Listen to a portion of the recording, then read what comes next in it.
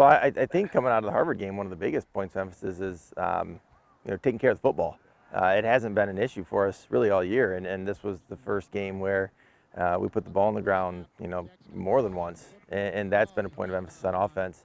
And then on defense, I think it was, to kind of build on what we did. I thought we played pretty well defensively in a lot of situations against Harvard, and we won't see the same offense, but similar in the fact that they're going to run the ball a lot. And I think that we can build on a really good defensive game, and hopefully that can be something we can kind of fall back on.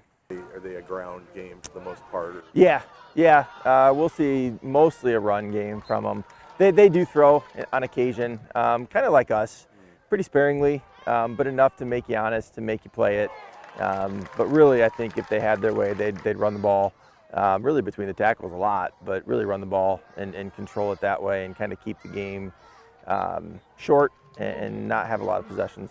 And as the season progresses, and you see guys improve maybe even more on the first off level that are, do you do that? I mean, you pull guys up at this point in the year because, hey, this kid's really playing well, and we could use a little more something on this point of the, on the line, or we need a guy here.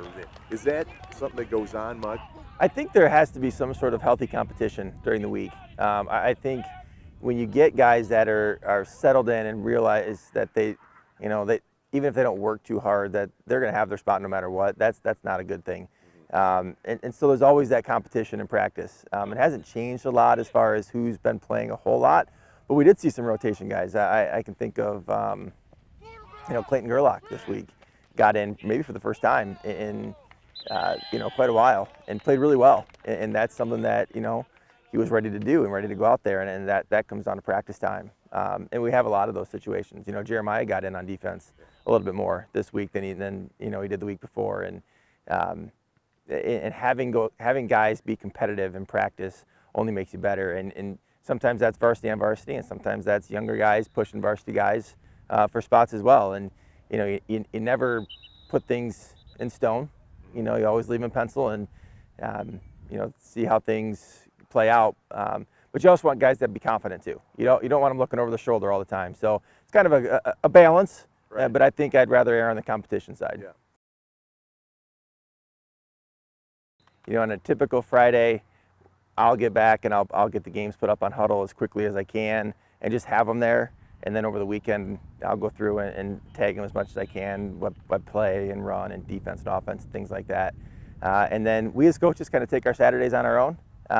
We'll watch game film kind of on our own when we have the time on Saturday, and then we get together Sunday morning early, usually about 7, and take hour and a half and 2 hours.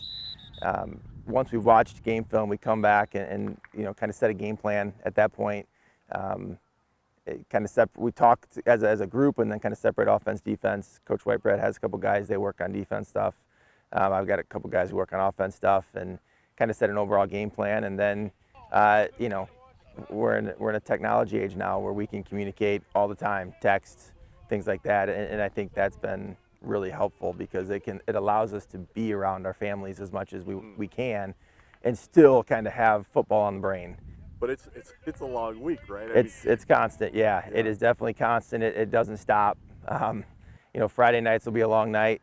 Film probably ready to go and not done till late, and then back up early Saturday to get back at it. And really, I think the big thing is you've got to flip the switch to the next team almost immediately. There's some looking back and seeing what you got to fix, but you've got to move on no matter what. Good, great win, bad loss, doesn't matter. You've got to be able to move on, and when you can do that, you can start getting into the next week pretty well.